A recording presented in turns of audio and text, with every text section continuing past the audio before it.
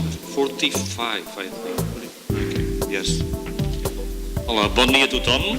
Comencem aquesta primera sessió.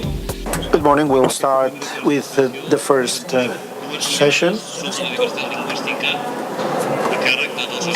We will start with presentations by two experts. I'll do a brief introduction on their resume.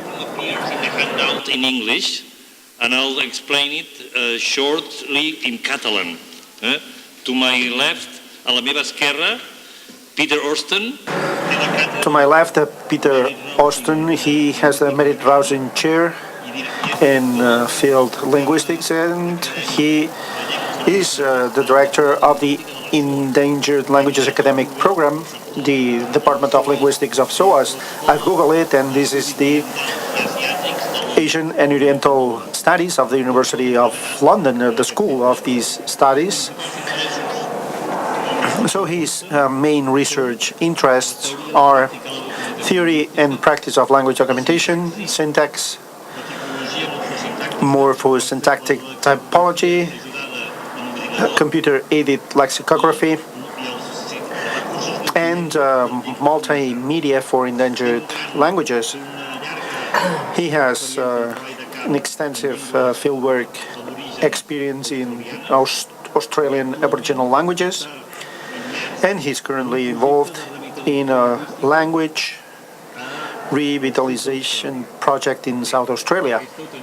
And while the rest, you can read it in your handout. And I'll now introduce Dr. Ostler. I'll do it before he speaks.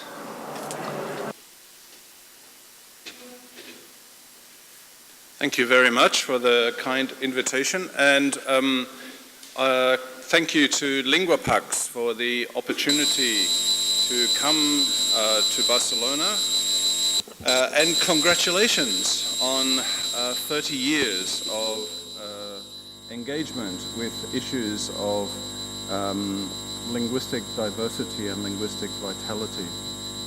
Congratulations also to Matthias for the award of the LinguaPax award. I'm very... Sound is terrible.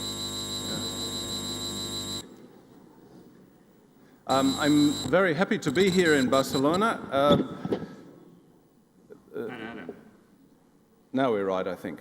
I'm very happy to be here. Particularly enjoying the fact that you have beautiful sunshine and nice weather. Last week I was in Warsaw and it was below freezing there and not very nice, so it's great to come here.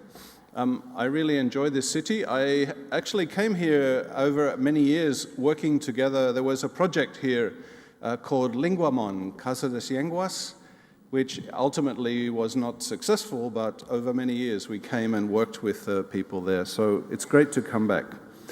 Today I'm going to talk about engagement between universities and communities with a focus on thinking about linguistic diversity and particularly revitalizing languages. So I'll very quickly introduce some concepts. Briefly, what is language documentation? What is language revitalization from a sort of academic, theoretical, and practical point of view? And then we at SOAS, for the last 14 years, we have been training masters and PhD students in the areas of documentation and revitalization. And what I want to show you is that a couple of years ago, we reoriented our program towards engagement with the local community. And this has had a huge impact, a very positive result for us and also for the local communities. The project that I'll discuss with you is the Sylheti project. We're working with a community in London, Sylheti people, who originally come from Bangladesh. More recently, through an EU-funded project, we have been collaborating with Leiden University and Warsaw University on a project that we call Engaged Humanities, and so I'll share with you some of the work that we have been doing there. Again, it's really engagement between university people and community people, and maybe draw some possible directions for future. Okay, so when we talk about language documentation or documenting languages, this is an approach to the study of language that emerged about 25 years ago, and here's a quotation from Nicholas Himmelmann. It's about making a record of a language or one of its varieties. The goal is to collect primary data, collect original recordings of people speaking, telling stories, singing songs, discussing their history, and to store it and preserve it for a long time. We know that languages are under pressure and under threat, and our goal is to document the current diversity and to preserve aspects of that for the future, usually involving interdisciplinary teams of researchers from many different disciplines, not just language studies, and cooperating and directly engaged with speech communities. A kind of narrow view of the outcome of this is an annotated and translated corpus that's put in an archive. So there are several very large archives that are collecting this kind of material, and that's one view of how that you do documentation. A kind of broader view, and one that I think I would follow, is the idea is to produce records of a language, audio, visual, textual descriptions that are available and stored for general use. Now, revitalization is any work or effort, anything that we do to increase the vitality of a language. And this could mean either increasing the domains of use. So if the language is only used in the family, for example, it means taking it out of the family, maybe into public domain, maybe for education, maybe for government use, maybe for publishing. And or increasing the number of speakers. And this would mean more adults speaking the language and also more children. This actually is much older than the documentation that I talked about before, and it begins with indigenous communities, including the Maori in New Zealand, who started doing this kind of thing in the 1970s. They were very concerned that their language was not being learnt by children, so they created language nests where they brought grandparents and children together to increase the number of speakers and increase the domains of use. And this is something that speech communities are often much more interested in. They don't want to document their languages, they want to revitalize and support them and develop them. Often it is assumed that revitalization means learning in school, lessons in school or immersion programs or bilingual education. I think this is a big mistake. Actually, if you want to have the language continue, people should be speaking it, not studying it at school necessarily. Now, if we want to study or train future generations of researchers to do documentation and to be involved in revitalization, I think there are many, many skills and a lot of knowledge involved. So it's important to know how to design a project, to work out who are you going to work with, how does the local community operate, to design your project and to manage it. You'll need to know how to apply for some money, whether you apply to UNESCO or the National Science Foundation or other bodies.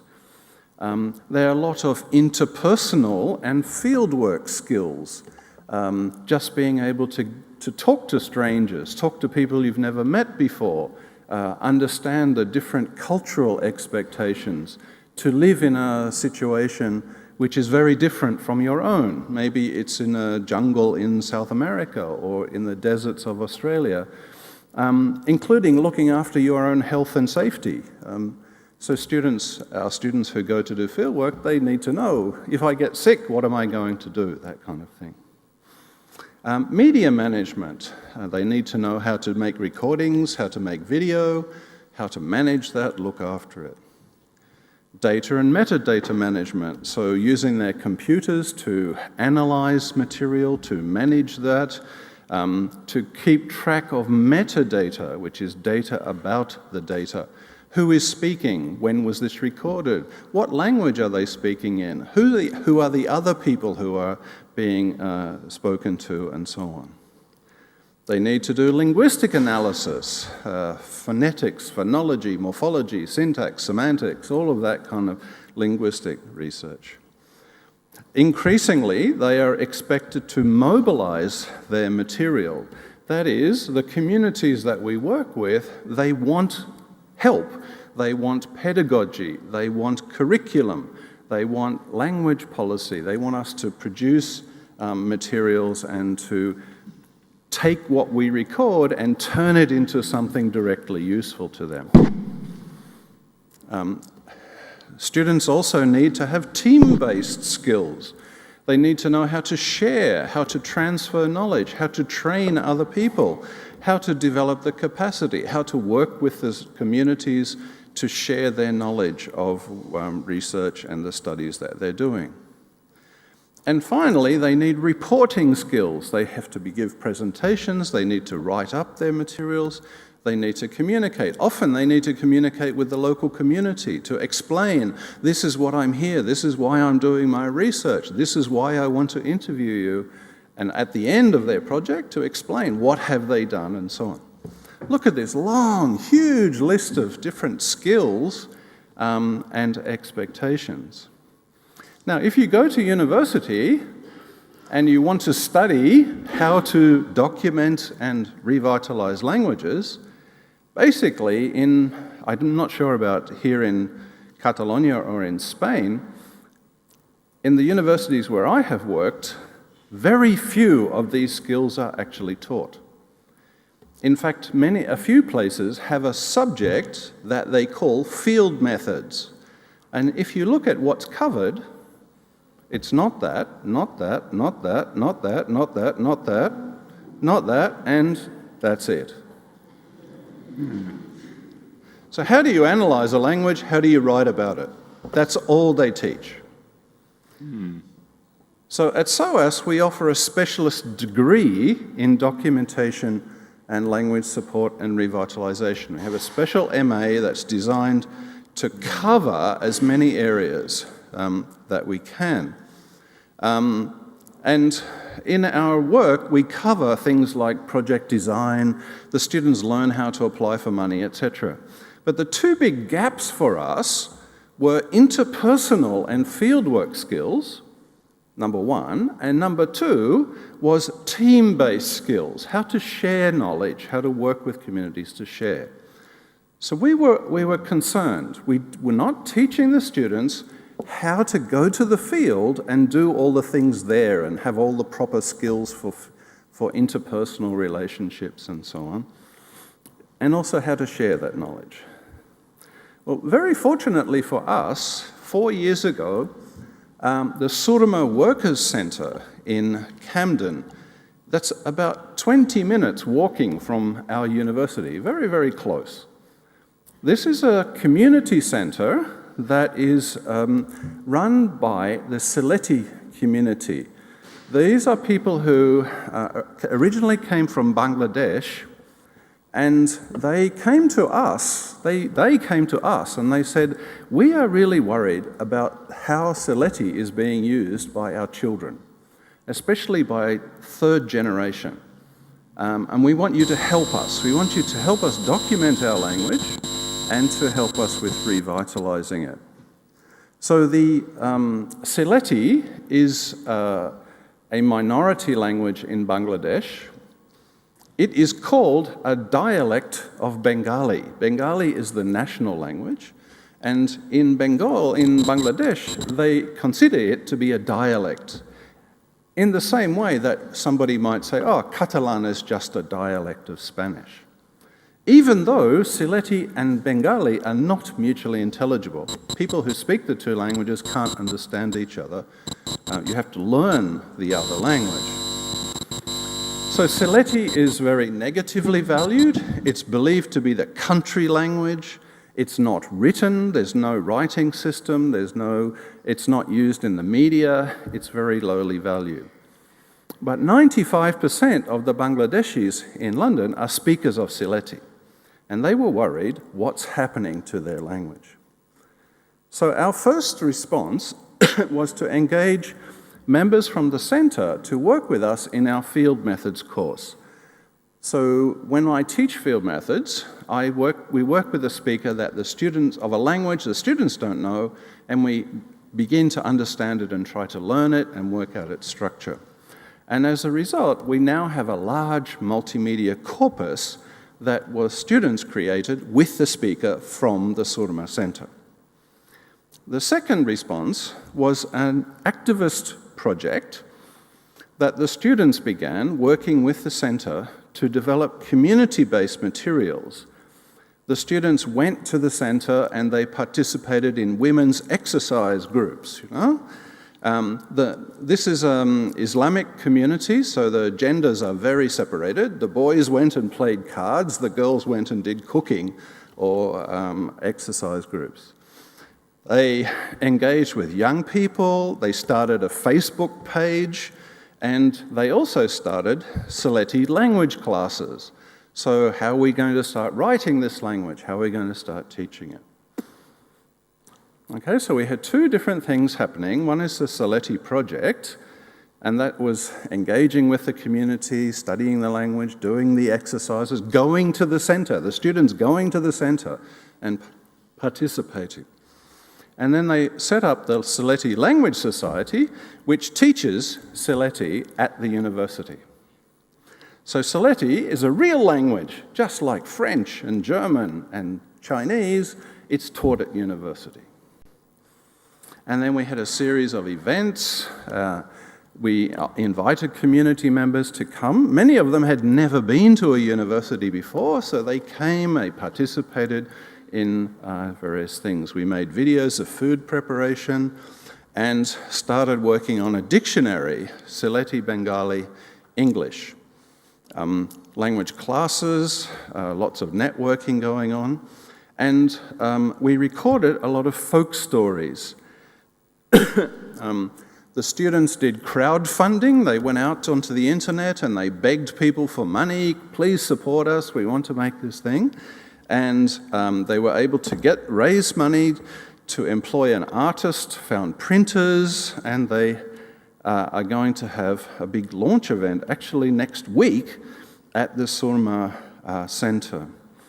So they engage with community members to get the practical knowledge and skills going beyond the curriculum, and they created the first ever book in Sylheti, which is this beautiful little book that was just produced, lots of lovely pictures, and this is written in Roman script and also in a Sylheti script with English translation. So the first ever Sylheti book coming out of this collaboration between the students and the community. And in the process, the students learned incredibly valuable skills and knowledge by engaging. And as I said, next week, we're going to have a big launch of this and sort of celebration. So I think a nice example that we haven't stopped there. They're currently working on developing the dictionary, and it's going to be available online. They are starting to make an app for the smartphones, and it will be published as well. So you can see this is the group of students and community members collaborating together. We engage together, and it's cross-fertilization with a positive result. Let me tell you about the second project. This is a collaboration with Warsaw and Leiden. The project is funded by the European Commission, Horizon 2020 Twinning Initiative. It's roughly €1 million over 3 years. And I'm involved with my colleague Julia Salabank from SOAS, along with colleagues in Leiden and in Warsaw. And our main goal is multidisciplinary capacity building, working with the University of Warsaw and indigenous communities. And we want to develop strategies for revitalization, including new models for curricula and methodologies for teaching minority languages.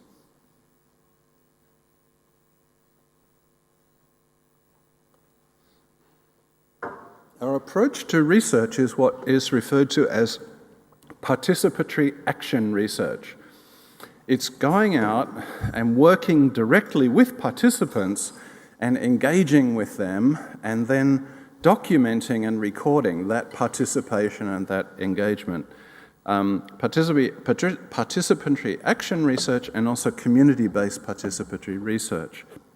Direct participation of communities as stakeholders and partners in our work. And our goal is to create collaborative spaces for marginalized groups in Europe and outside of Europe to conduct research and to explore their own agency, to develop the skills and knowledge they need to work on their own languages and to document and revitalize their own languages and their own cultures. And we have a series of different activities, including seminars and workshops in Poland, in London, and in Leiden. But two major things that have been very different from the usual is running field schools. We have had 2 field schools so far, one in Wilemowice in Poland, and the second is in Tlaxcala in Mexico, which is a Nahuatl-speaking village in Mexico, just south of the capital. Next year we will be doing similar things in the Isle of Man and also in Sami territory in north of Scandinavia. Okay, so there are participants involved in the project from 15 countries working on 22 different languages from around the world. We have Basque speakers and also Catalan speakers engaged in the project. So there's, from Poland, we have people speaking Wymyślewicz, Lemko, Kashubian, and Silesian. This is very revolutionary for Poland. Poland, you probably know, has a very right-wing conservative government that does not recognize minorities. So we are engaging with the minorities in Poland. And these other languages, Sami, Basque, as I mentioned, Sileti, Nahuatl, and Wapishana from Guyana in South America. Last year we had a summer school in London on transdisciplinarity in documentation and revitalization. So the idea being that you're looking across disciplines and disciplines feeding and supporting each other. And part of this was practical research training on audio recording and linguistic software. And there were speakers, as you can see here, from a range of different backgrounds. In September last year, we ran a field school in Wilemowice. This is a village in the southeastern part of Poland, where a German language is spoken. The community moved there 300 years ago, and they continue to speak their variety, which is a kind of German that's related to Flemish. And they have essentially been persecuted for a major amount of time, particularly during and after the Second World War. Because although the community is long established and has been there a very long time, the local people after the Second World War discriminated against them because they were identified with the Nazi regime. The language was forbidden, the people were not allowed to wear traditional clothing, and it was a huge attempt to stamp it out by the Poles. However, there are still speakers there, and we have been working together with them in international, multi-ethnic, multilinguistic teams to document the local languages, to document the neighboring language spoken in the village of Hatzlov, to look at attitudes from the majority community to see what attitudes the Polish people have, and to develop educational materials in the Wymyślewicz language. So it's a spectacularly beautiful part of Poland, and they have been recovering this heritage which was put under tremendous pressure in the last 60, 70 years. We have a documentary. If you're interested, you can, if you Google Engaged Humanities, you can have a look at the documentary. I won't show it to you here, but this young gentleman here that you see is absolutely amazing. His name is Timek, and when he was 10 years old, he became interested in the language of his grandmother. And he said, "Grandmother, you must teach me how to speak Wymyślewicz. I want to learn Wymyślewicz." And his parents, he was so enthusiastic, his parents gave him a cassette tape recorder. And Timek interviewed his grandmother and aunts and uncles and so on. He's now 23 years old. He has 1,000 hours of recordings of all the generations, and has been very much engaged in revitalizing and reteaching this language. So he's an activist, and began, as I said, as a school child at the age of 10. They have produced a series of plays in Wymyślewicz, The Hobbit, and they were able to perform at the National Theatre in Warsaw. So this is bringing Wymyślewicz out of the home into the public domain and performing it and showing that it's a real language and so on. We have other videos. So there's a young woman who's 16, and she has been translating songs into Wymyślewicz, Justin Bieber songs, and she has an absolutely spectacular voice and has been performing and singing and doing public performances. So she is 16, her sister is 13, and they have a sort of a family group. And this has very much engaged the teenagers and younger people in the village. And now the language is really cool because you can sing Justin Bieber in Wymyślewicz. Okay, this year we did a summer school in Leiden. We had participants from all over the place, including a number from Latin America. And there were some exciting aspects to this. So, for example, here is Carlos from Mexico, and he's presenting a talk about his work in Ayok, which is his indigenous language. So here we have a speaker of a minority endangered language from Mexico giving a presentation at a major international university. And that's the kind of thing of bringing these languages into the public and showing that you can speak Ayuk and talk about university level topics as much as use it in the home. We did hands-on methodological workshops. So part of our work has been looking at ethnobotanical studies. That is, how do we talk about the botany? And there's a beautiful botanical garden, actually, at University of Leiden. So we did a tour of the botanical garden, different speakers of different languages talking about how you discuss the plants and so on, working also with specialists in botany.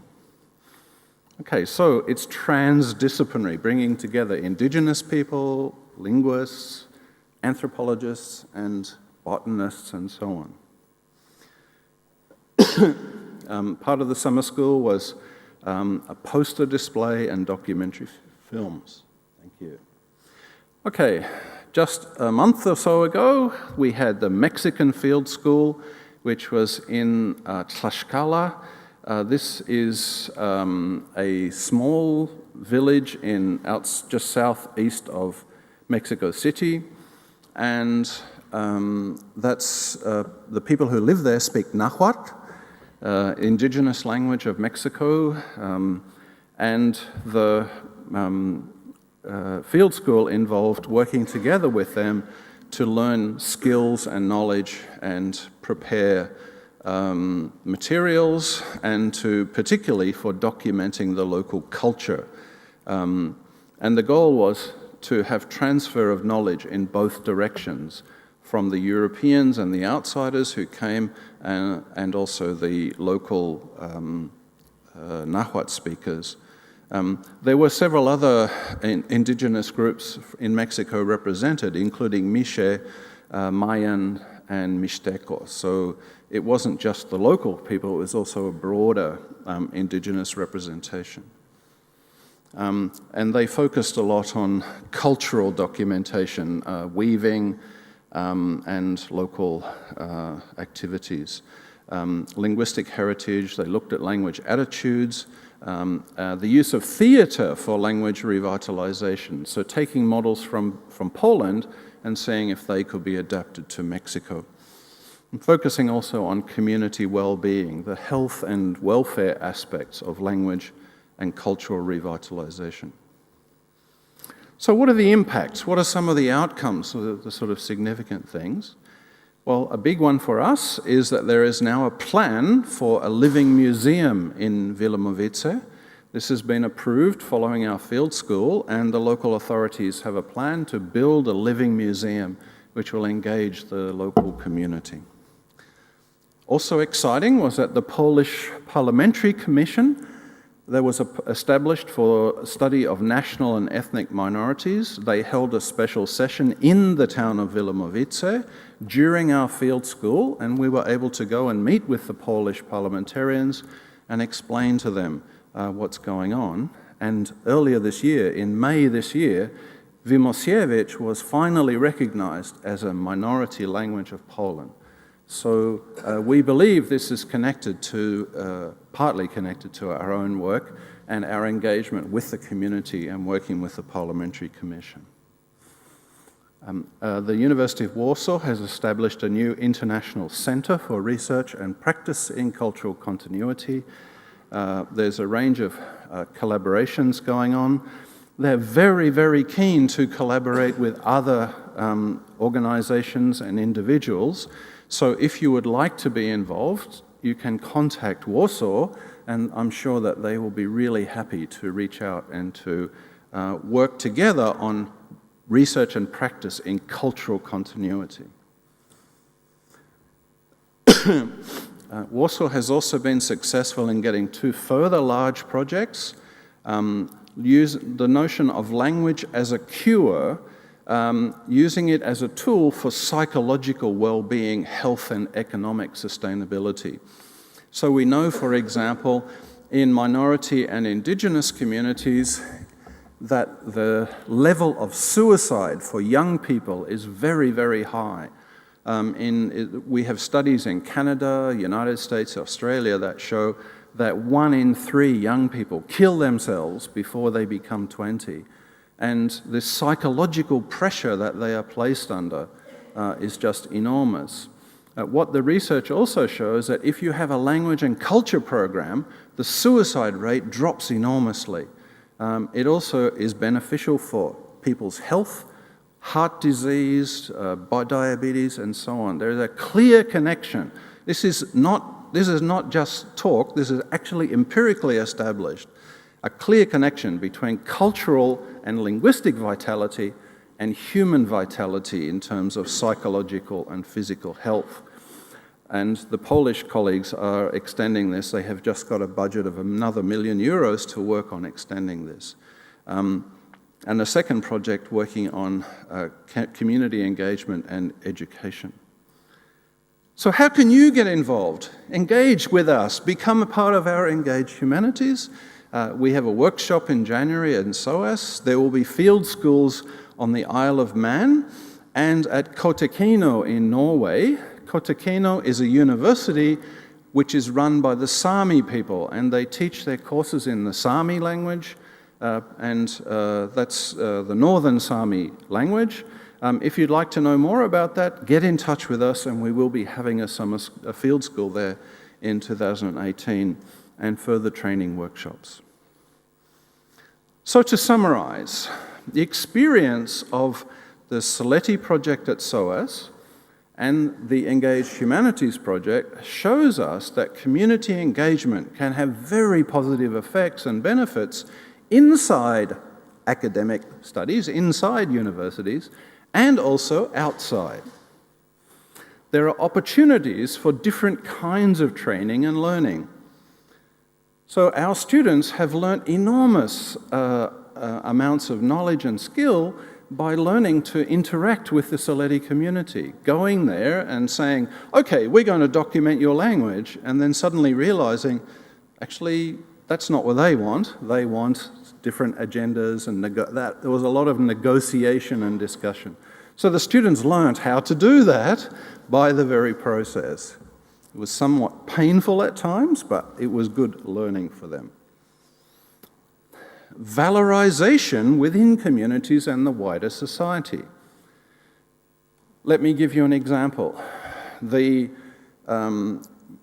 Census Department in the UK has just decided to do a study which involves interviews with community members.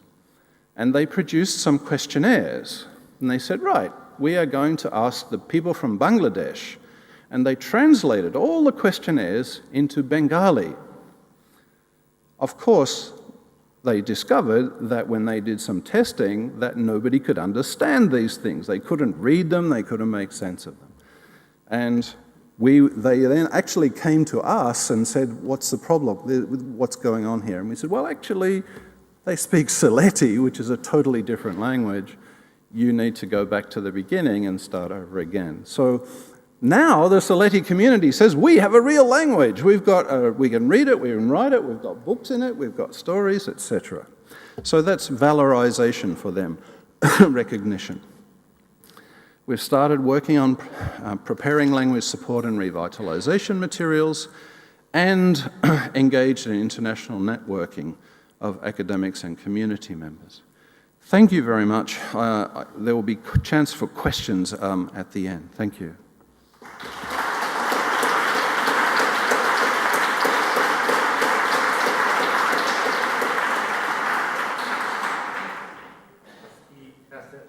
There will be the opportunity to raise questions at the end of both presentations. Now I have the honor to introduce Professor Osler. You have his curriculum in the handout in English. Professor Osler es va formar en llengües clàssiques, filosofia i economia a la Universitat d'Oxford i va obtenir un doctorat en lingüística del MIT, del Massachusetts, de l'Institut de Tecnologia de Massachusetts. Ha ensenyat lingüística a la Universitat del Japó, a Turquia, a Kazakhstan, així com en el SOAS, en aquesta escola d'estudis orientals i africans de Londres. School of Oriental and Des del 1995 va fundar African Studies in London. He founded the Foundation for Endangered Languages, a charity based in England and Wales, and he has written 4 well-known works: Empires of the World, A Language History of the World in 2005, Ad Infinitum, a biography of Latin, The Last Lingua Franca, The Rise and Fall of World Languages, and Passwords to Paradise, how languages have reinvented world religions. So let's welcome him, and well, thank you. I'm take not the quite floor. sure where I stand at the moment, or indeed whether I sit or I stand. I haven't got the display of the PowerPoint yet, and I don't have the means to control it if I do.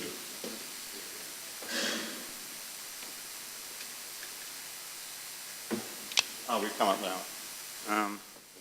All right, well, now I'm here. I may as well continue from here. Let me just see if I know how to work the... No, that doesn't work. That's it. Good, right. Let me start by saying thank you very much to the LinguaPax organization, and specifically to Alicia Fuentes-Calle for inviting me to tell you a little bit about my point of view on this great world of languages and how they interact. I was rather inspired, I must say, by what Peter Austin has just been telling us, seeing how much progress is being made in integrating work on language documentation and implicitly language revitalization with the communities which we hope are positive about their languages, wish to flourish in them, and to actually get their point of view on it and do this work basically in all the four corners of the world. So that is very inspiring, particularly when I'm wearing my endangered languages hat, which I'm not wearing at the moment. I believe this seminar that we are having today focuses especially on relations between languages, and as I will talk about it, the role of lingua francas in mediating those relations. There is a big human world out there, and that human world relies on a variety of different languages. But often people want to do things, they want to have relationships across language barriers. And what I want to talk about here is think about how lingua francas fit into that range of language barriers which there are, and the kind of bridges that there are across them. It's quite a complex field. So my talk, by contrast with Peter's, which was mostly about societies and how they relate to their languages, my talk is far more about how different languages can be bridged, what the relationships are between these different language systems, and how to optimize that. I'm still getting to know it. It's 7 years ago now, my book, The Last Lingua Franca, came out. And that book was different, of course, for every reader. My literary agent wanted it to be a book about English. I wanted it to be a book about Persian and Pali and a number of other languages which have played an important role as lingua francas. German, I remember, was an important thing, and the way that the developments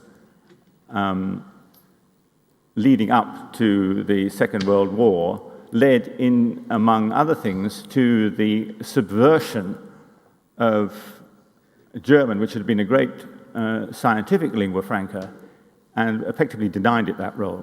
So the point about lingua francas is that it's not only at the global level that one has lingua francas, and that lingua francas are not the only way of bridging the gaps and difficulties of communication which occur among languages.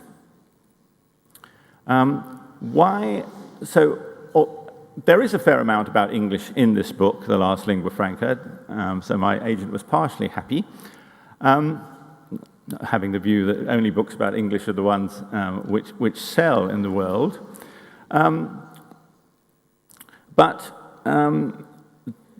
The important point for me was that the future probably does not lie with English as a lingua franca. At the moment, English is very dominant in terms of international communication in international bodies. But my perhaps perverse, but to some extent, historically based prediction was that we will not expect in the long run English to retain this role.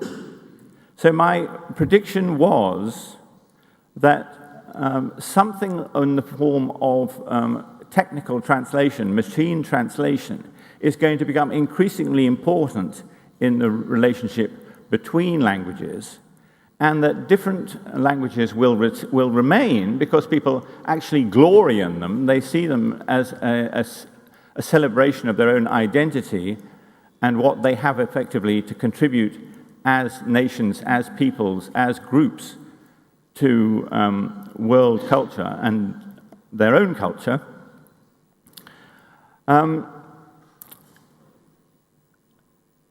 Interlingual technology, however, will not inherit the ethical problems of using a lingua franca.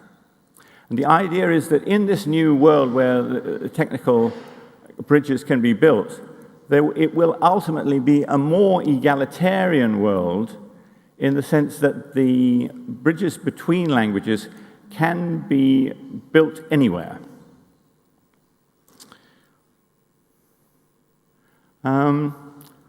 Why do I have this? I have this concept of peak English that we have at the moment. People talk of peak oil as the time that oil consumption in the world is at its highest. It's never going to be higher than it is now. It's going to go down in the future. Similarly, English, although all the trends have seen English increase itself, nevertheless, there will come a time when it reaches its peak. And the fact is that the various forces, which we all know about, which have put English in its position in the world today,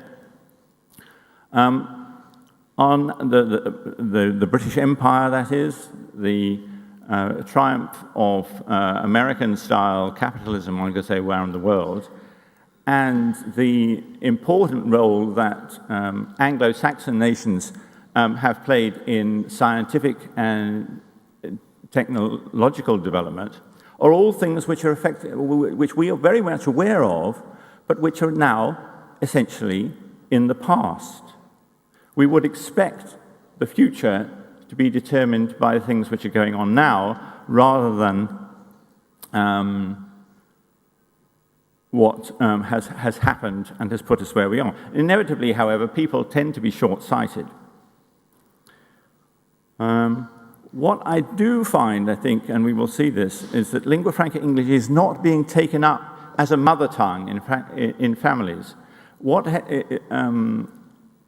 essentially made for the success of the Romance languages in Western Europe is the fact that people switched from using Latin as a lingua franca in the Roman Empire to actually passing it on to their children. So the Celtic languages, which has been spoken over most of Western Europe, have gone away.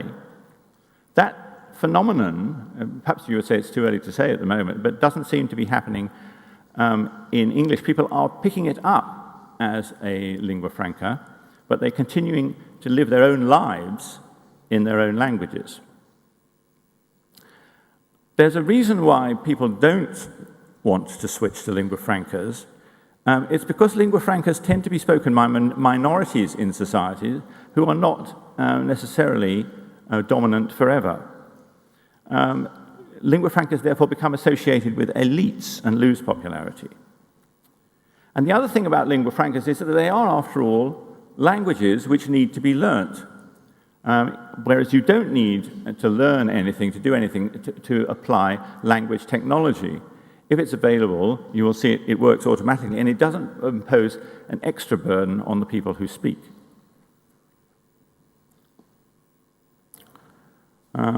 What we're going to need, however, in order to develop this language technology is an increasing use of effectively language documentation, language resources, which enable us to see other languages for what they are and how they relate to other languages, whether through translation or stylistic relationships, which can all be used in language technology systems. And this sort of information is going to grow for all the languages, not just the big beasts, the big languages beside English. This is what I use that term for in my book. The actual tendency in internet growth is for smaller languages to grow faster, though from a smaller base, than the large ones. So at the moment, surprisingly enough, it seems that diversity is increasing rather than decreasing. Anyway, and that's the general introduction, so to speak. It's rather a long introduction. Here we have what I identify as the 5 different ways that you can get across the language barrier. You can have bilingual interpreters. You can have another language which is used, and that's the lingua franca. You can try to make the problem go away by systematically translating texts that you are interested in. So that means you can continue working in your own language, having a translation of any other text that interests you. You can have a special analysis of the languages involved so as to teach people the languages that they need to learn. Or, and the third and the most recent is the development of machine translation, which will lead on to automatic interpreting. We're already seeing it now. So those are 5 different conceptual ways you could get over language barriers. And in fact, historically, this is the order in which we find them in world language history. There have been bilingual interpreters for as long as there have been human languages. Obviously, we don't know about the very early stages of human language, but the world, as we project it back, is a multilingual one. And there were always people who belonged to more than one community, whether through intermarriage or through traveling around, or indeed harsher things like war between communities. A lingua franca, on the other hand, is effectively the product of the era of great empires, when people were no longer primarily hunter-gatherers, but were organized into agricultural communities which made war on each other, and some won and some lost. The result was the languages of the ones which won and took over tended to grow, and we get then the beginning of lingua francas all the way back to Sumerian, say, but certainly the ones we think of recently, like Latin or Persian in the West Asia, are all ultimately the result of imperialist activity, supplemented with trade and indeed religious conversions. The systematic translation approach comes into its own with the people trying to learn how to be good Buddhists all around southern and eastern Asia. And so that starts from the first millennium AD, really. Language analysis for teaching is a new theoretical, it's the contribution of science to this field, the first contribution of science to this field, which comes about, it started in this particular part of the world, indeed, with the works of Nebrija, who was a contemporary of Ferdinand and Isabel at the beginning of the Spanish Empire. Indeed, he offered his grammar book to Queen Isabel before there was a single Spanish colony in the New World. What people were going to do was realize that each language can have a grammar and can have a lexicon, not just the classical languages, the old lingua francas, Latin and Greek, but all the languages are capable of doing this, especially if they aspire, he was thinking, to imperialism. So that was a development which meant that intellectuals started to realize what the language diversity of the world was and how the different languages differed from each other. And machine translation, the fifth of these, including automatic interpreting, really comes in the late 20th century. It's a very recent development with us. I don't think people would have predicted it, even in the 19th century.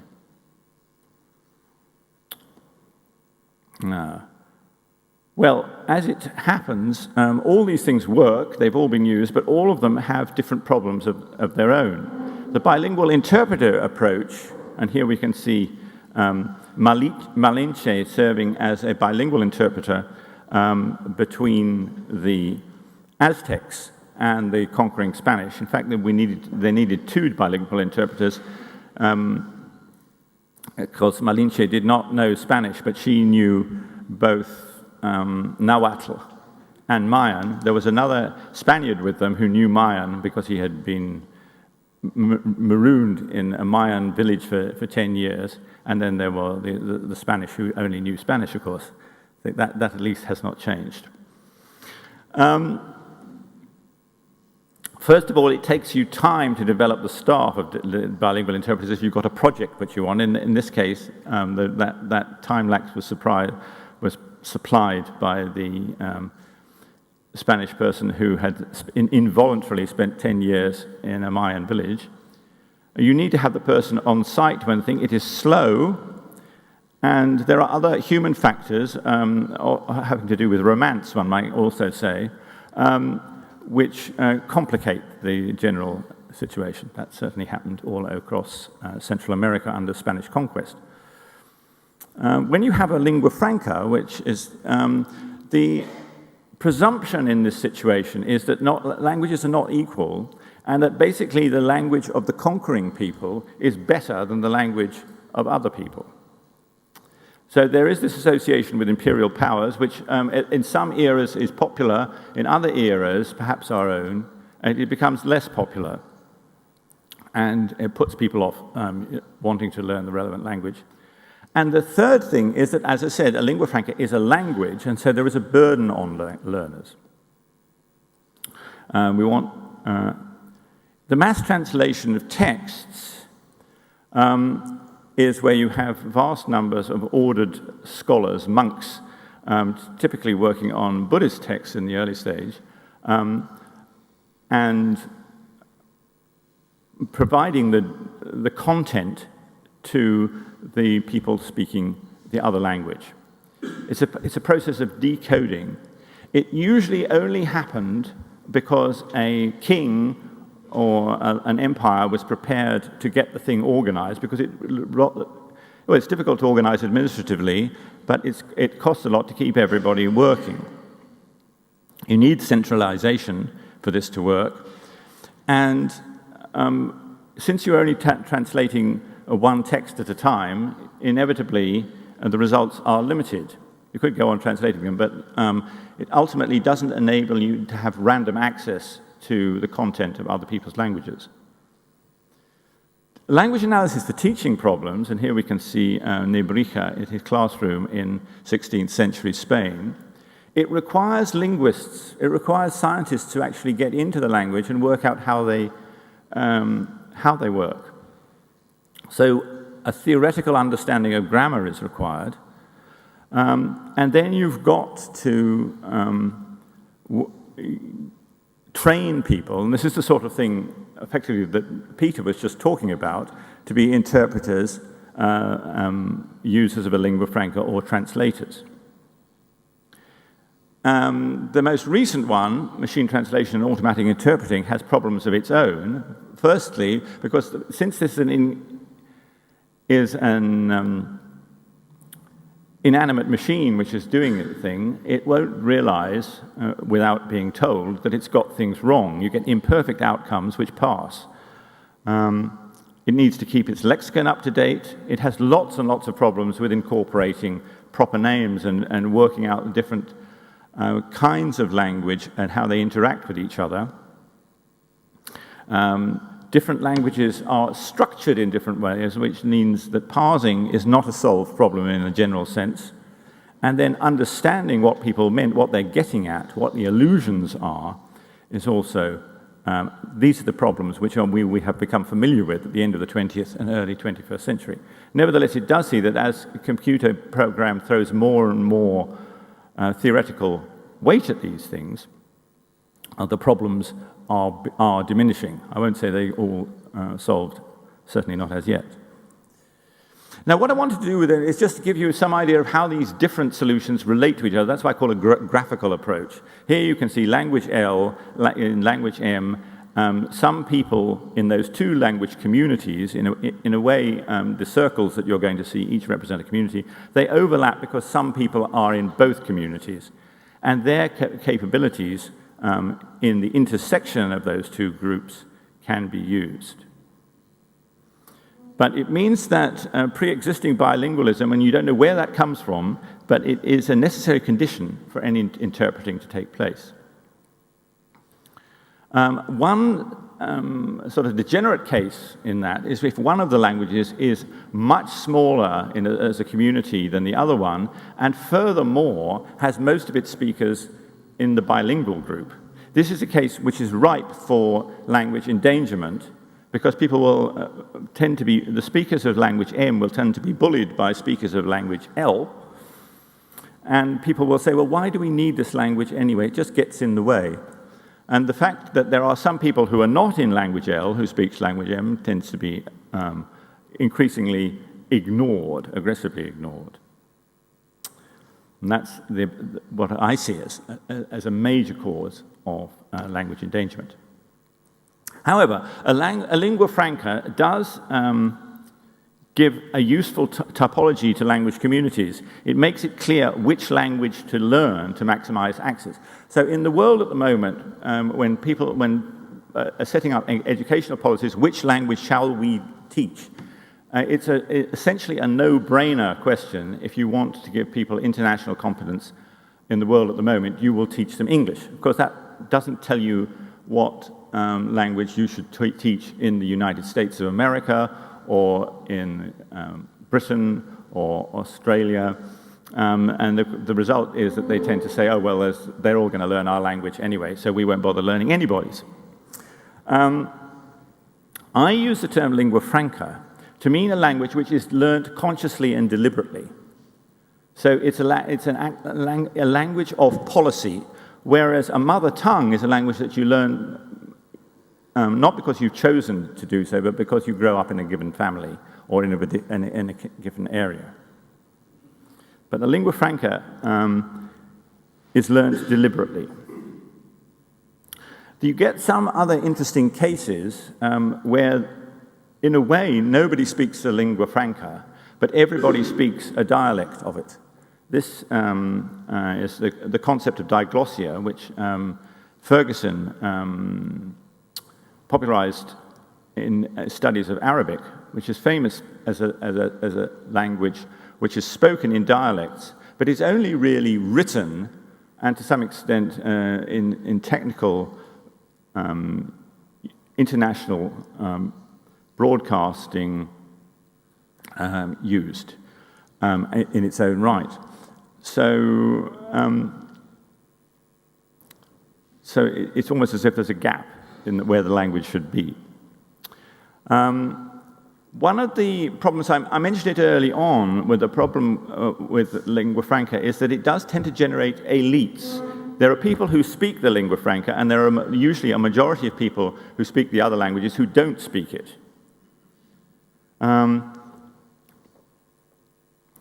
It's interesting that the term English-speaking elite, if you look it up on Google, it has a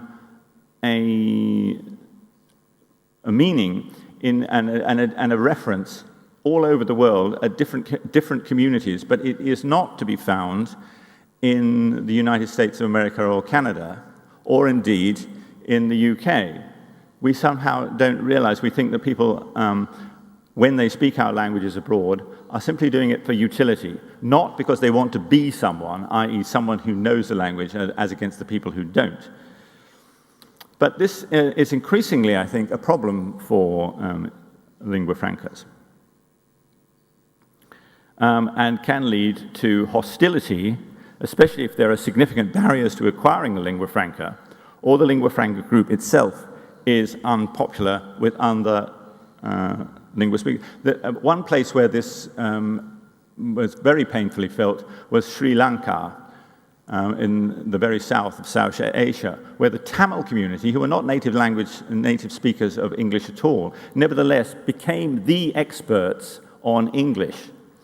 And this meant that the majority, who were Sinhala speakers, felt that they were in some sense disenfranchised in their own country and started fighting back in the most literal sense, so that we had a long-lasting war between the Tamils and the Sinhala communities, which at some level, indirectly, was about English.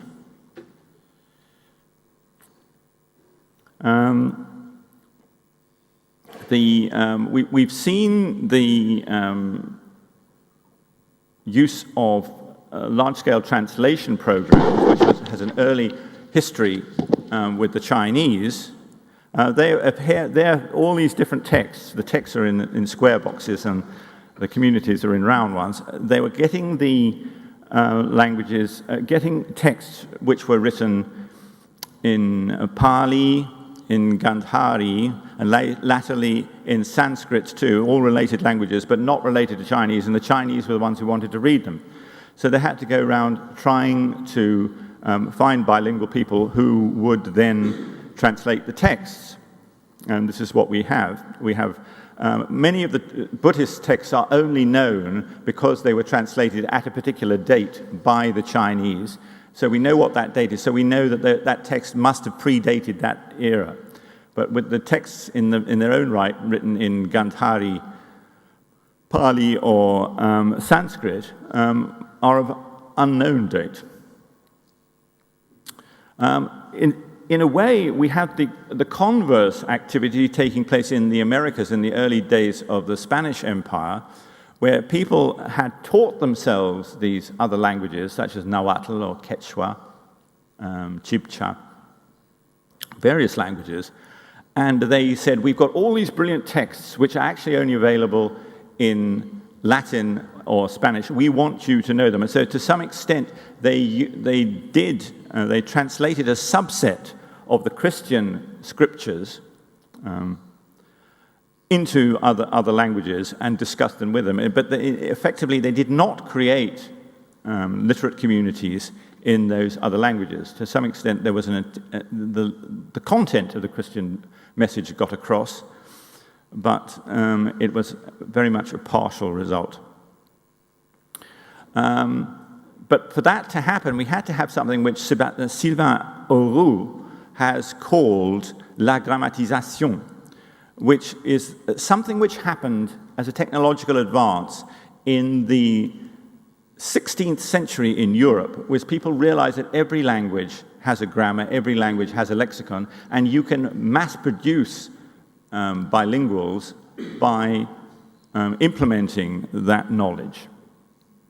A grammar of L, vocabulary of L, and of course, this is the ultimate source of that holy trinity of descriptive linguistics from the early 20th century, which was very commonly taught in American linguistics departments then, that for every language you need a grammar, a vocabulary, and a set of texts.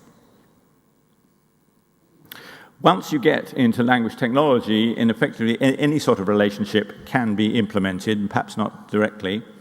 And so that's what this diagram seeks to show, is that there is interaction between texts in different languages, language L, language M, but there are also interactions between the speech in L and the text in L, and that's another solved problem which needs to be organized.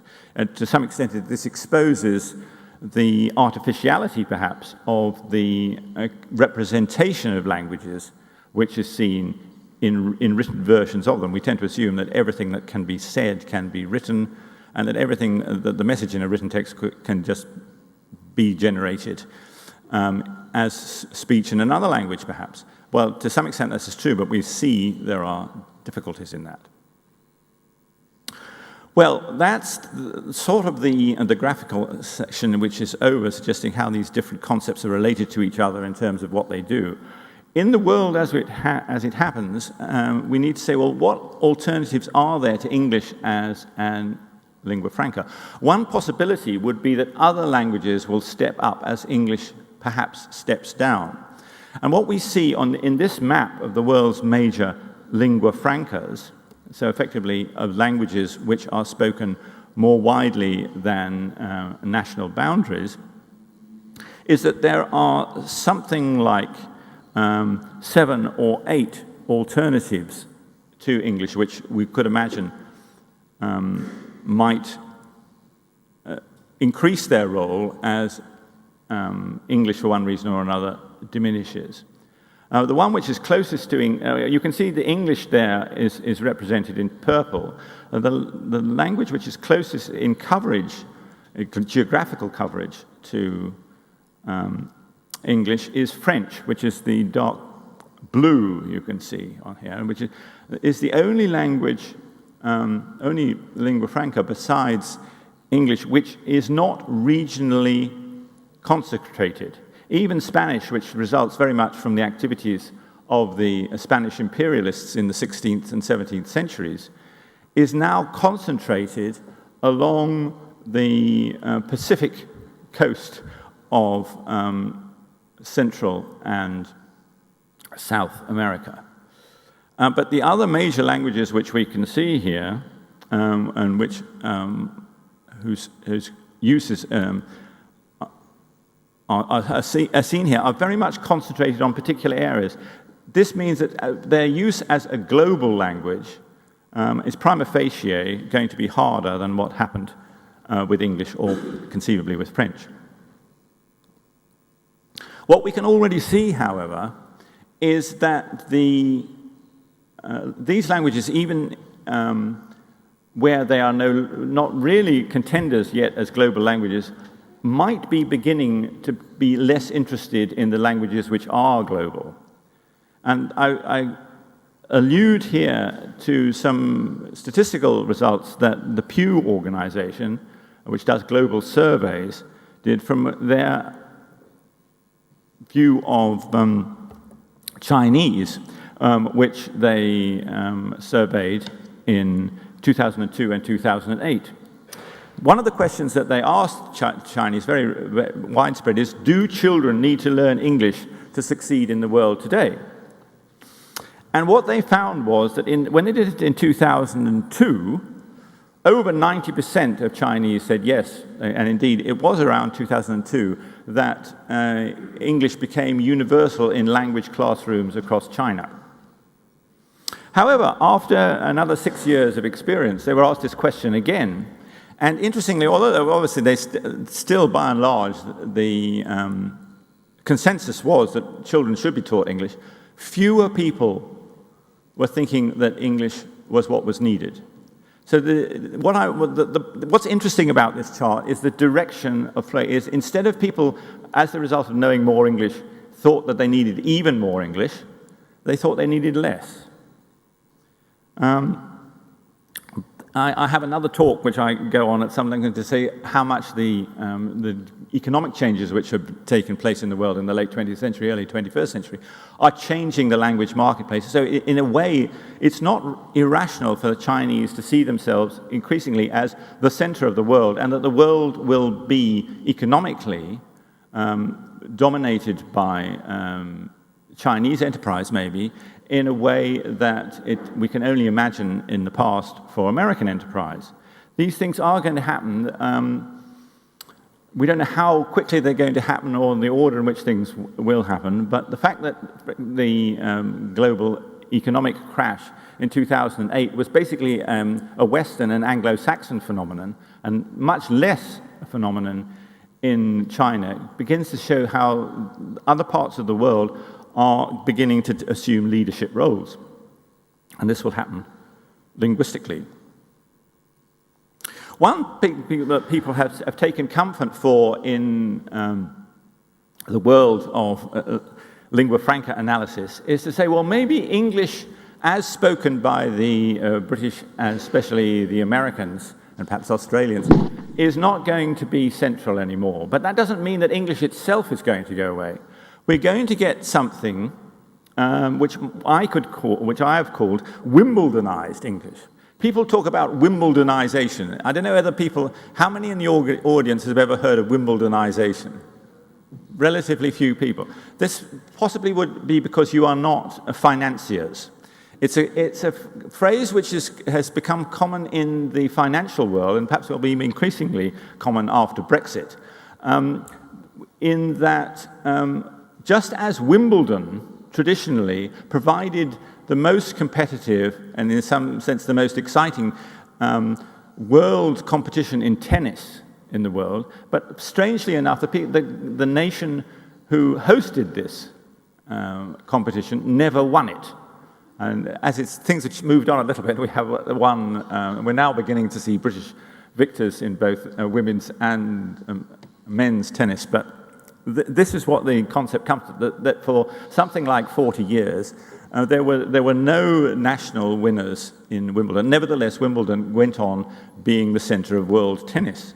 So the idea is that you would have a playing field provided by the historic originators. The majority of players, and the preeminent ones as well, come from somewhere else, including Switzerland in the case of tennis.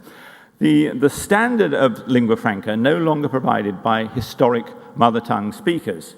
So in a way, people will say, no, we're going to decide what English is. You guys who speak it natively, get in line and we'll tell you what English is. In general, this approach, it was exactly what happened in the last centuries of Latin, that Latin was very much taken over by Central, Eastern, Northern Europe as Western Europeans and indeed Italians switched away from Latin. Minorities tend to like this sort of Wimbledonizing solution. What I was rather taken with it at some point, so I looked at the equivalent words in Japanese, which is Wimbledonka, or Wimbledonghua in Chinese, Wimbledonisierung in German, Wimbledonisation.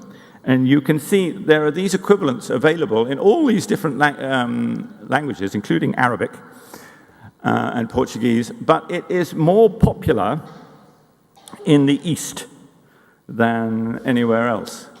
So the Japanese are the ones who lead with the popularity of this term, the Chinese next. As far as I know, it hasn't particularly caught on in the 7 years since the last lingua franca came out as a discussion, as a means of the debate in lingua francas, but I live in hope. This is what I just wanted to, when I said that that Wimbledonization of language is likely unpopular with big speakers, I was just thinking in the decline of languages. The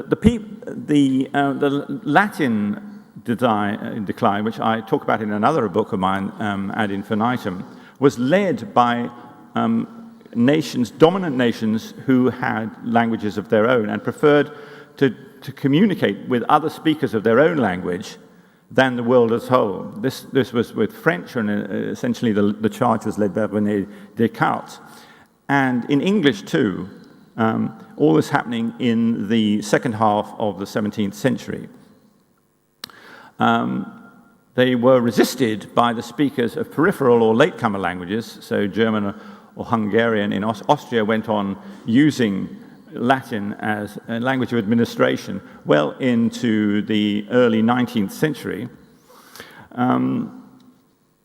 Polish and Lithuanian and the speakers of Nordic and Scandinavia also preferred to use Latin than to use French, which was what they were offered as another international alternative, simply because Latin appeared to have no political strings attached. What the thing is that this sort of situation can only be broken by a large single nation. So you could imagine the Chinese could break the stranglehold, say, of Wimbledonized English in a way that a more obviously international country, multilingual country, say, as Switzerland, would not be able to do. In the same way, I say that when you have another international organization like the Euro, certainly the Euro could go away, but it would only go away if the Germans decided that they didn't want to use it anymore. And then the little economies which are using it would gradually follow suit or go somewhere else. But it would not be possible for any of those small communities to unilaterally get out of it. So I would suggest then that in English-speaking hegemony is not secure and other big beasts may be more used as lingua francas.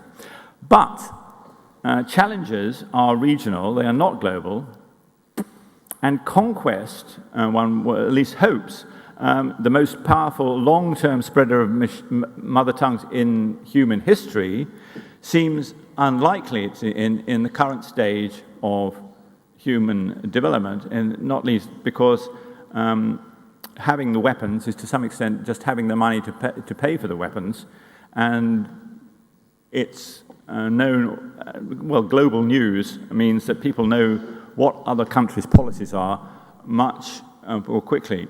I mean, it's not possible for parts of the world to be sort of snuck up on in the way that India was ambushed by unexpected invasions, first from the French and then the British, because there was no global exchange of news back in the 18th century. What we are seeing, and this is just a sort of harbinger, is a growth in the easy availability of language technology. Here I've given the example of machine translation, which shows up in Google, and you can see from in the 3 years from 2008 to 2011, the number of language pairs which are serviced by Google multiplied by 5. It's in the 5-6 years since 2011, it hasn't gone up so much. We haven't had another 5-fold increase. We've had, however, something like a doubling, so that there are now 110 different language. I said language pairs just then, but what I should have said languages. So effectively, all these languages can give the impression of interlingual approach, but there are 110 languages which take part in this exchange now. So it's still growing, but maybe the surge is at least temporarily put off. So, crucial questions for the future English. Is English, where it is used in lingua franca, being passed on as a mother tongue? I contend, and I talk about this a little bit in the book, that we are not seeing the phenomenon that Latin saw, whereby people adopted it as their mother tongue and hence led to the growth of the Neo-Latin, the Romance languages. And in a place like a very multilingual country like South Africa, although English is widely known and used, my contention is that, which was contested, I may say, at breakfast this morning, that those people who use English are not inclined to use it more in their own families and therefore pass it on to the next generation that way. Are the English-speaking elites growing? Certainly they are, especially as universities increasingly use English in their courses. But again, there are some breaks on that. The Dutch tried to do that formally about 15 years ago and were forced to row back and go back basically because of the pride of the Dutch people in the Dutch language, and they didn't want to see it giving up on elite roles such as university teaching. Is lingua franca English taking over functional domains from other mother tongues? It doesn't seem to be the case that it is. If anything, it's the other countries which are gradually building their own capabilities. And we will give an example of a minority language speaker in Mexico claiming effectively higher roles, higher functions for his language in Peter's talk this morning. Other branches to the language barrier becoming more or less viable? Well, we just have to see. I mean, there are these other ways of getting the effect of access to foreign language material. The 5 that I listed are still available to anybody, but I think that ultimately the social role of languages is going to triumph. People are going to go on using their own languages, but increasingly finding that less a problem in getting other people who speak other languages to understand it. So in a sense, if I may take from the sad example of my own country with Brexit, the world's languages are in a position to have their cake and eat it too. So thank you very much.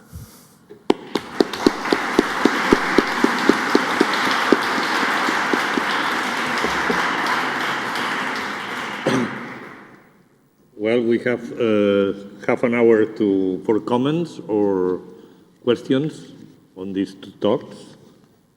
Any? Please. You can introduce yourself if you can.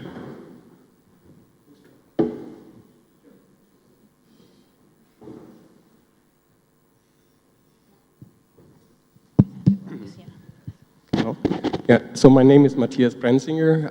I'd like to comment not on what you just mentioned about the spread of English as a mother tongue in South Africa, but on more widely, I thought your talk is very interesting, but it's a very Eurocentric way of defining the discourse, because lingua franca in Africa, as Bernd Heine defined them many years ago, they're used by speakers speaking different languages, and they're equal. They're just the opposite of what you claim.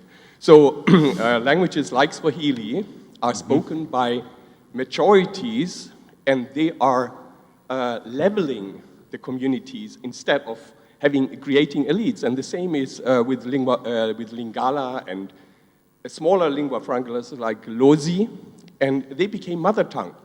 You see? So they spread as mother tongues. And since 1/3 of the world's languages are spoken on the African continent, this is something we need to consider when we talk about language diversity globally. Thank you. Yes, well, thank you. I'm sure you're absolutely right in what you talk about, but you will agree with me that the exceptional nature of Africa is always an embarrassment to global linguistic studies.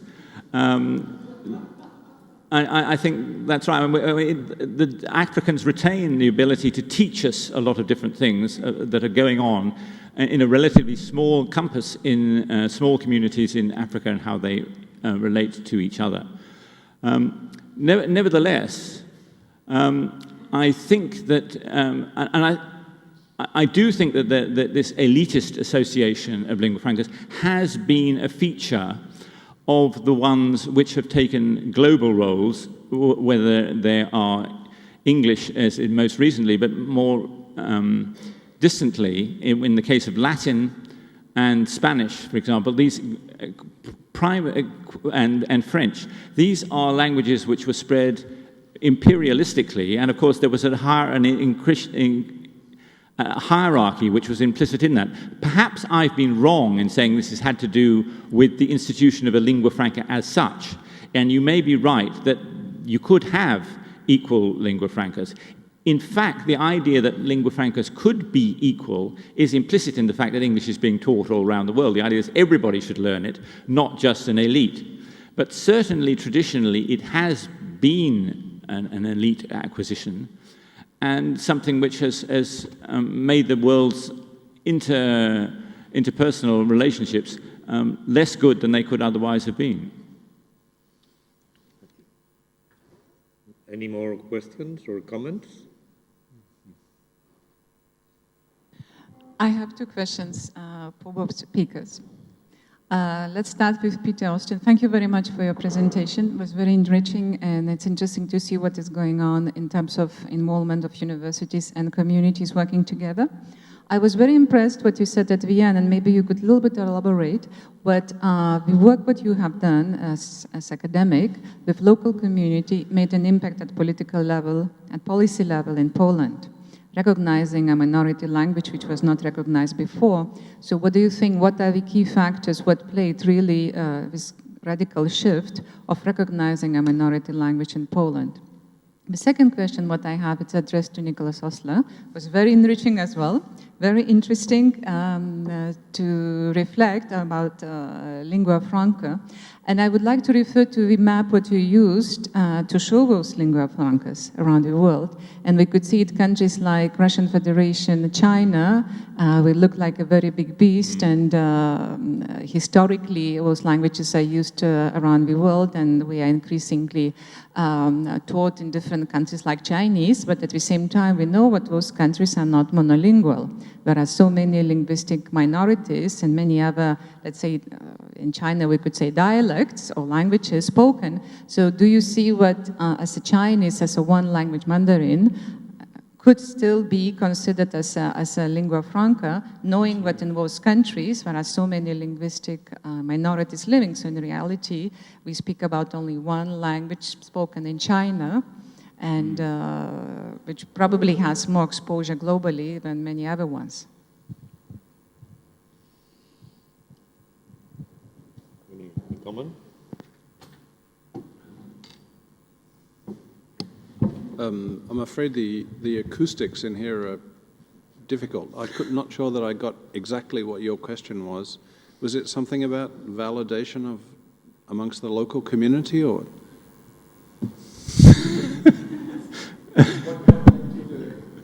So what are we basically, I was impressed, but academic work made an influence on policy level, and you kind of said what it contributed to the recognition of minority language in Poland. So what are the factors, what you think you could share with us, which played a role and influence with Which were the factors that led to recognition? Okay. I think it was really the voices of the people from the community that this commission, which came from Warsaw down to this little village, I think it was a very new thing for them to realize that there were actually people who spoke the local languages, who wanted to keep them going and who were very keen to do so. But they were particularly impressed by the stories about the history, what had happened historically, how the community and the people had been treated, particularly after the Second World War. I mean, I don't know if you realize, but I guess you've heard of Auschwitz, the death camps that the Nazis operated. After the war, the Polish communist government continued to operate Auschwitz, and they moved speakers of Imsiewicz and Lemko to those camps. And speakers of Lemko were also sent to Siberia in order to destroy the communities, to break them up, to kill off the local language and culture. This is quite shocking when you hear it, that Auschwitz was continued to be used by the communists. And I think many of the Poles never knew this. They don't know this. This history has been hidden, has been forgotten. So when the Commission heard about some of this history and they met the people who, as children, had been put through this, it really made a big meaning for them. So telling the stories, telling the human biography, showing the significance in terms of well-being, psychological well-being, health well-being, that persuaded the committee that this is a real language, it has real people, it has a real history, and it should be recognized. So that's one particular case study, but we're finding similar kinds of things elsewhere, that it's a case of giving a voice to these communities and allowing them a space to share their history and their cultural experiences. Nick?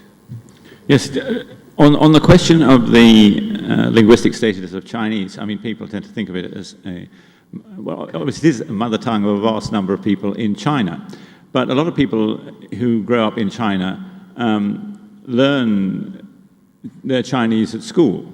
And it is, according to my definition of a lingua franca, very much a language that people learn deliberately in order to participate in a wider world. So, so Chinese, by which we mean Goryeo or Mandarin, is already a lingua franca in my terms.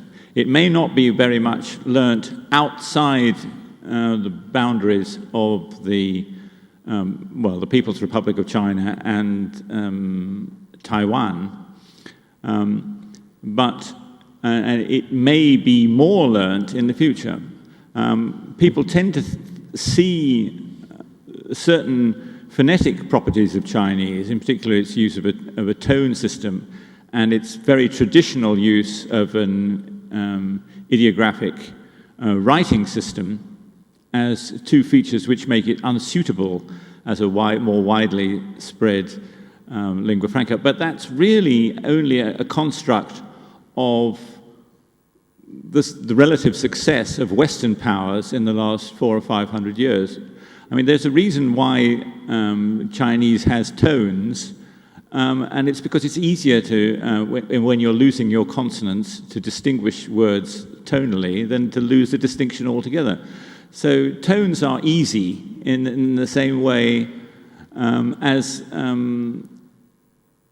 an ideographic script is useful in some ways to get meaning across when perhaps phonetically your own vernacular is rather different from that of a writer. So I don't think that the Chinese are in any way an exception to this, and we may well see that with the greater use of icons, which was certainly, you could see the spread of emoji as sort of comparable to Chinese characters, that in the future, the political power, political and economic power of China may be manifested linguistically. It'll take a bit of time for that to happen, and perhaps for more recognition to come of how important the Chinese, but I don't see that in the long term their status will be any different from the language of another growing power. I mean, people say, well, doesn't a lingua franca have to be, in some sense, a simple language, otherwise it's not so easy to learn? Well, you can tell that to the Greeks, or rather to the non-Greeks who were using Greek from the 3rd century BC into the 1st millennium AD, all the way across from trade in the Mediterranean to agriculture and trade in the east, right across to what is now Pakistan. Greek was, and recognizable Greek, proper grammatical Greek, was being used in all those parts of the world. It's just a question of need rather than any phonological or systematic property of a lingua franca which makes it usable. Més intervencions? Davant.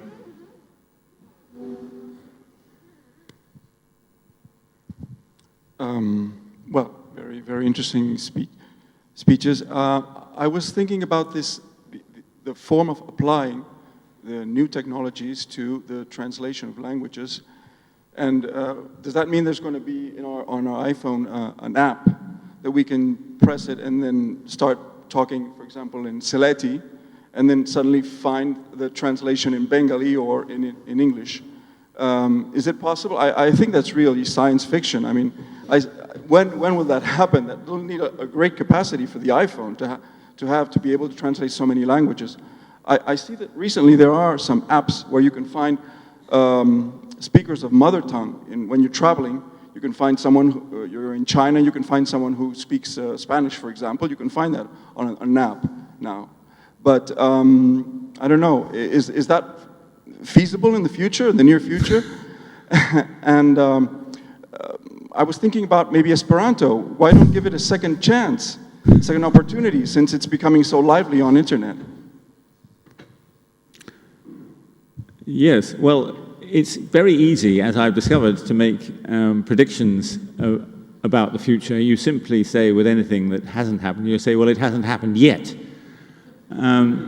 And what we are seeing, for example, it seemed, for example, in the early 2000s that the kind of statistical approach which required pre-existing bilingual texts coming from international organizations, that kind of statistical approach was running out of data, and that it almost got as far as it could go. However, as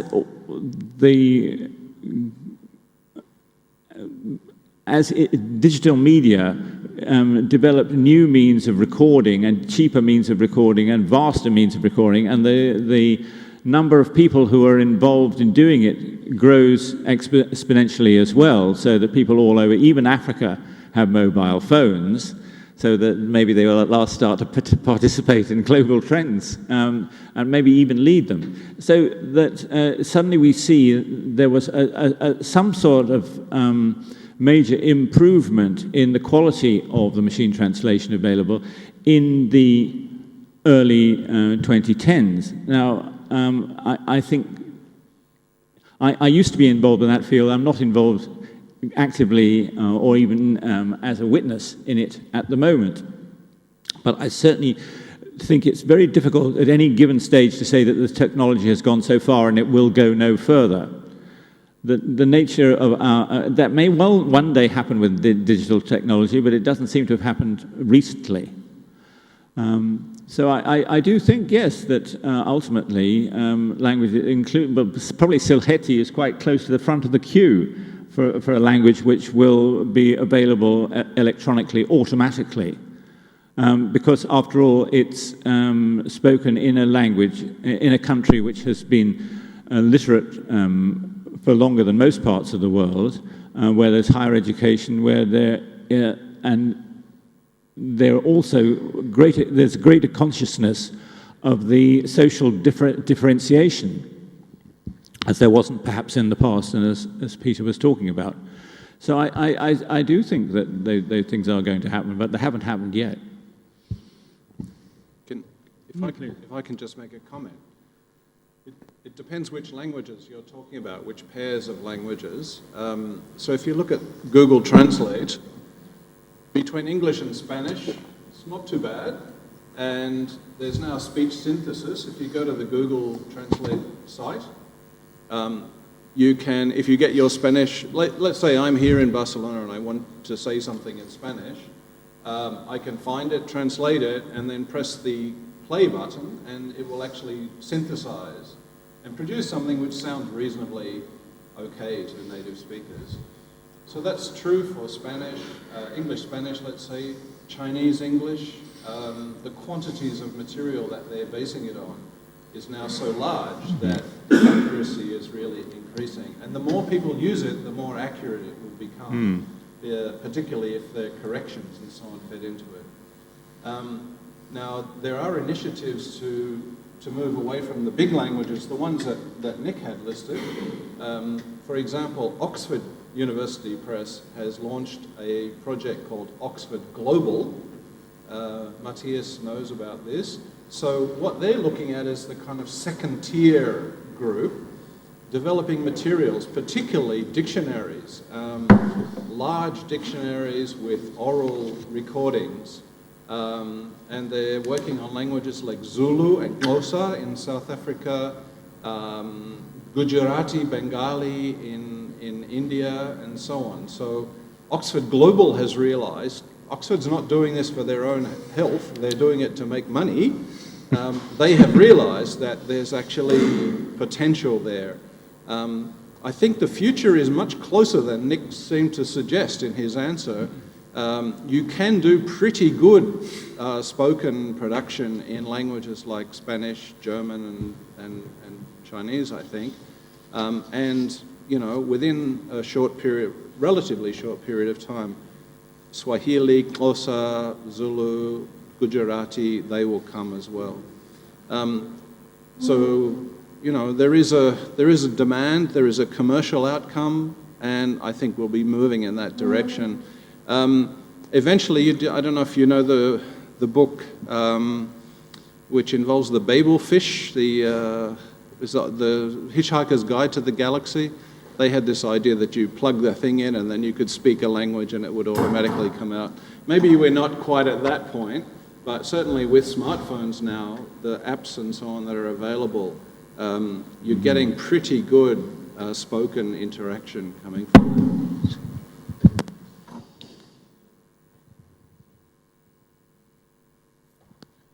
This message is for questions for Dr. Austin. Over the years, I've met SOAS students in Bolivia, and for the most part, they've kind of practiced this community engagement, or being respectful of the community. But as you imagine, in many communities, there is a mistrust of researchers or academics who are coming in, and perhaps the communities feel like they're an object of research. So it's great that it's part of the curriculum that you're doing at SOAS. Many times, the community see it as curiosity, as a researcher from outside maybe can read and write the language better than the community, or speak it very well. And so my question is, are there efforts to develop linguists from the community so that they're more than maybe those partners, but they could do the research, but also the community engagement, that they already have the trust of the community? I just wanted to learn about maybe some of the things that you're doing to develop those linguists from the community who have native language. Hello, is this one working? Yeah. Yes. Okay, so your question is about training for community members in linguistics so that they can do the work themselves, is that right? Okay, in the Saletti case, we are starting to get younger people who are interested and get engaged, but in this particular case, I don't think that will happen very soon. Linguists are crazy.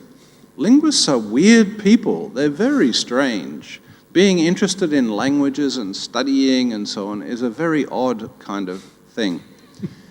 If you go to the Saletti community, if they, remember most of them are from working class backgrounds, they're starting to become professional now. In the third generation, we're getting professionals coming out. What they want to study at university is law, accounting, economics, medicine, things that are actually going to make money and that are going to be really valuable and useful for the local community. Linguistics, I think, is a long way down the list of priorities for them, and that's understandable. With the ENG project, with the Polish colleagues, there are quite a number of scholars, indigenous scholars, particularly from Mexico, who are involved. So the picture I showed you, Carlos, he's a PhD student from Mexico, and he's writing his PhD at Leiden on his own language, which is called Ayuk. We have another scholar called Jenner, who is a postdoctoral researcher, or he has his PhD, and he is a speaker of Yucatec Maya. So there are, for Latin America, there are emerging numbers of people with PhDs. University of Texas at Austin has done a fantastic job with training people from different Central and South American communities. The thing with immigrant groups like the Bangladeshis in London, the top priority for them is training teachers and lawyers and doctors and so on. And I think linguists will eventually, may eventually come, but it's a very strange kind of thing to be doing anyway, even amongst the Catalans or amongst the Spanish or the English speakers. Ara tenim temps, 5 minuts. Hi ha dues paraules, també dues paraules demanades. Hi, my question is for Mr. Osler, and it's about linguistic diversity and history. So are we paying enough attention in our academic research to colonialism in a historic way?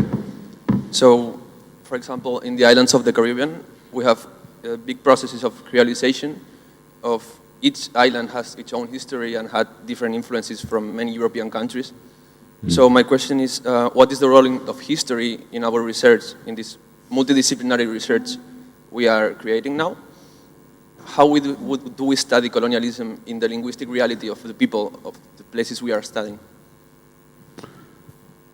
This seems to work all right.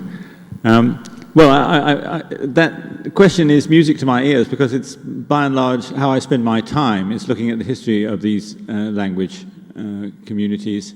That's why I've found myself looking to some extent as much at endangering languages as I looked at endangered languages. They have their own dynamics, and by and large, people haven't looked at the dynamics of endangering languages to see what their strengths are. They assume to have great strengths, but I've also shown that they have weaknesses, I think.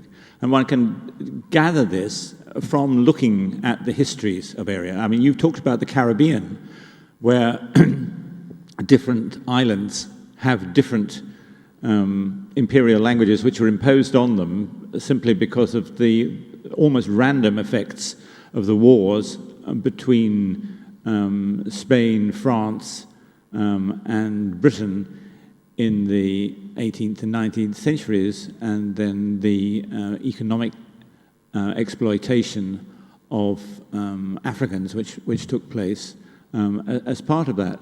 Now, you could say that's almost economic history rather than linguistic history, but it has linguistic implications, and not very clear generalizable ones.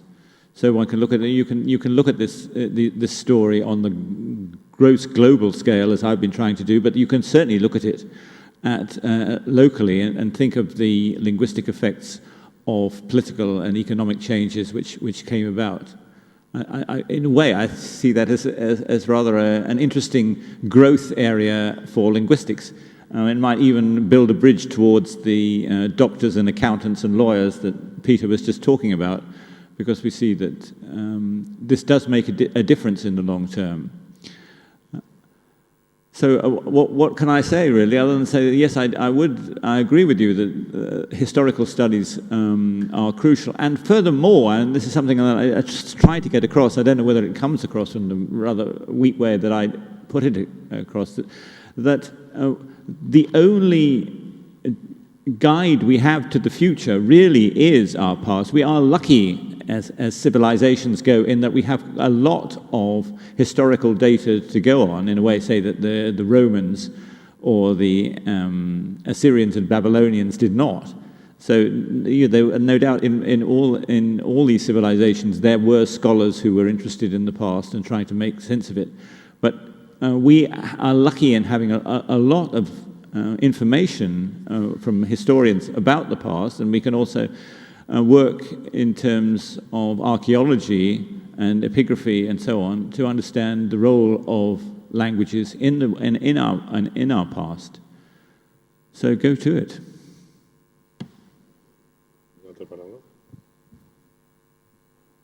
Voldria fer-li una pregunta al senyor Peter Austin. Vostè ha parlat una mica de quins són els diferents aprenentatges que s'estan fent als sous per als estudiants que van a fer aquestes investigacions i projectes de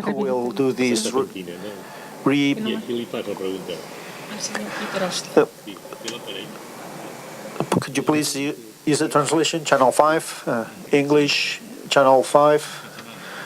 Channel 5. Channel 5 is English translation.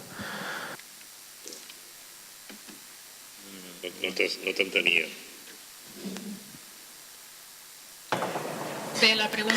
Okay, the question is, what's the role of the study or the creation of a discourse which make legitimate the revitalization processes of languages which are not spoken by many people, and to what extent this discourse may be applied to different contexts?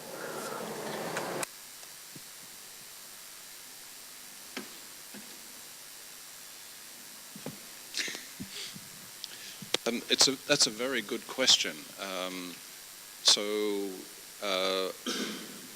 There have been lots of arguments put forward for support for languages like Catalan in the past, for example, or Basque and so on. And we can learn from those experiences. We can learn from the discourse, from the discussion, from the methods that were used. But unfortunately, every language situation is different from every other language situation. So what might work in Spain for Basque doesn't necessarily work for Mijezoque in Mexico.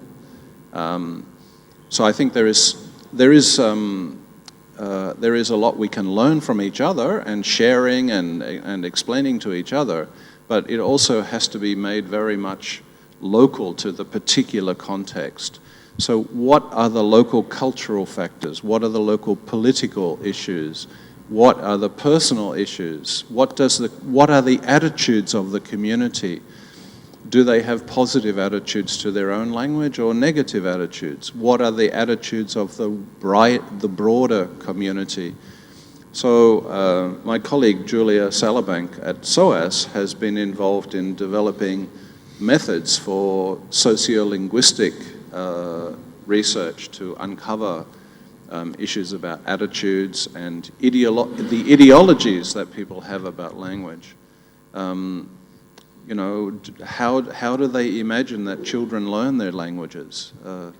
Different communities have different views on this. You know, we often think that you have to speak directly to the children and correct them and so on. In many other communities, they don't believe that children actually speak anything until they're 5 or 6 years old. So you don't correct the children, you just speak. So those kind of ideological questions, political issues, beliefs about language, attitudes to language, we need to uncover those, and those are all individual to particular situations.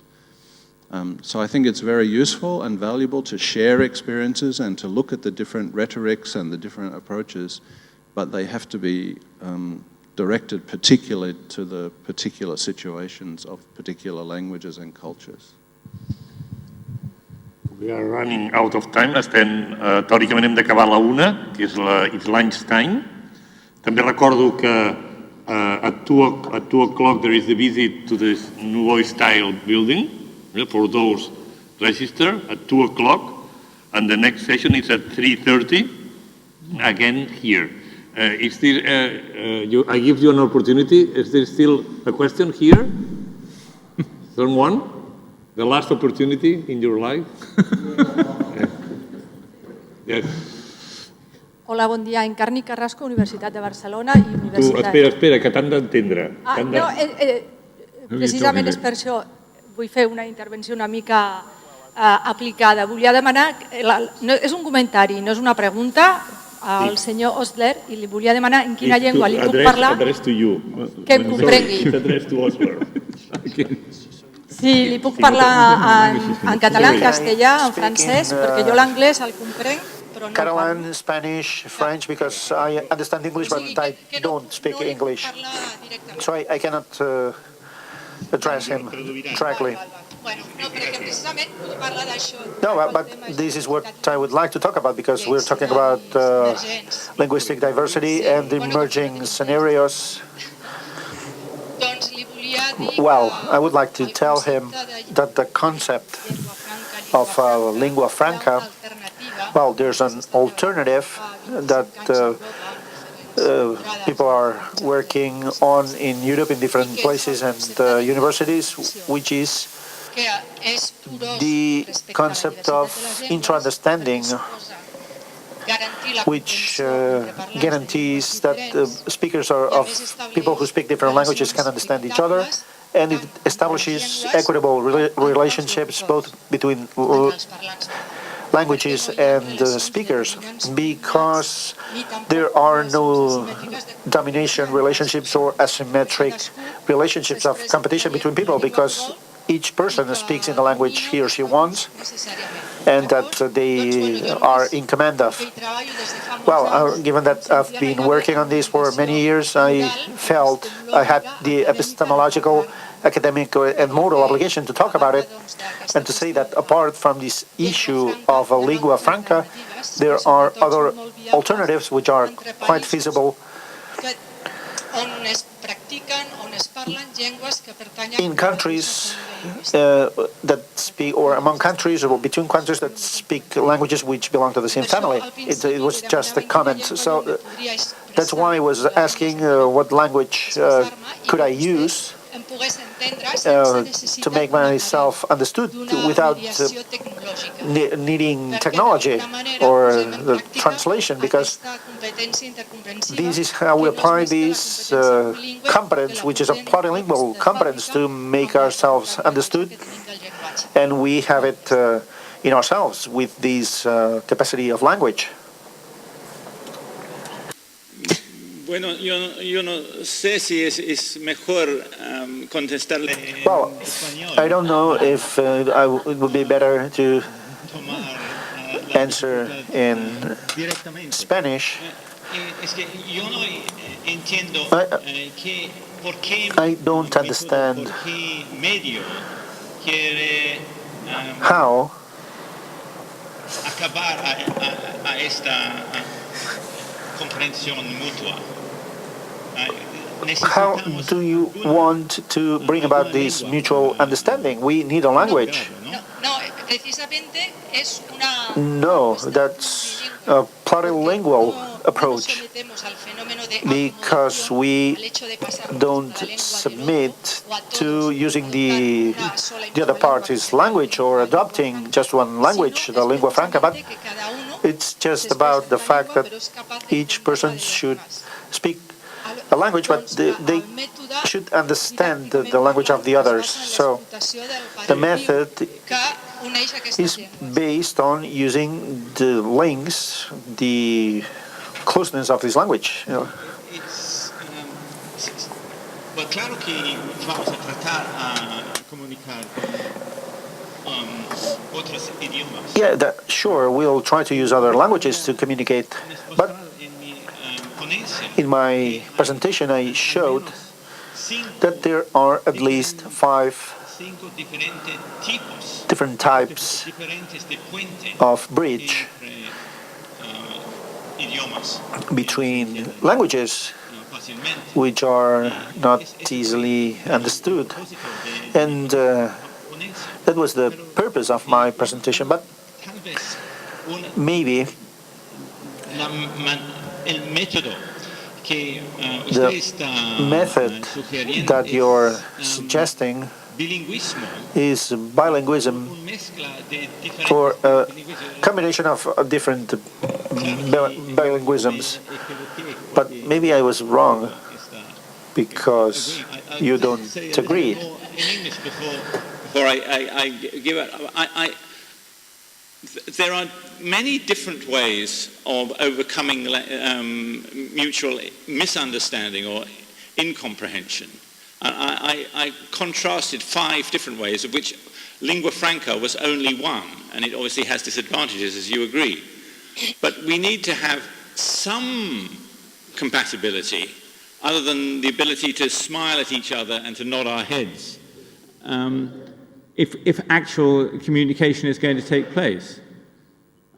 So I don't know what you're proposing, other than the 5 different methods that I proposed. Sorry, I have to interrupt as a moderator, because it's lunch time and there is a visit at 2 o'clock. Thanks a lot for to both.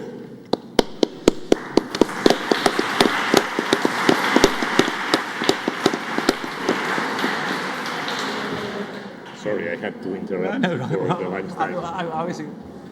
I enjoy your talk. I couldn't participate as a moderator. It's yours? No. I read your book some years ago, These World Languages of the World.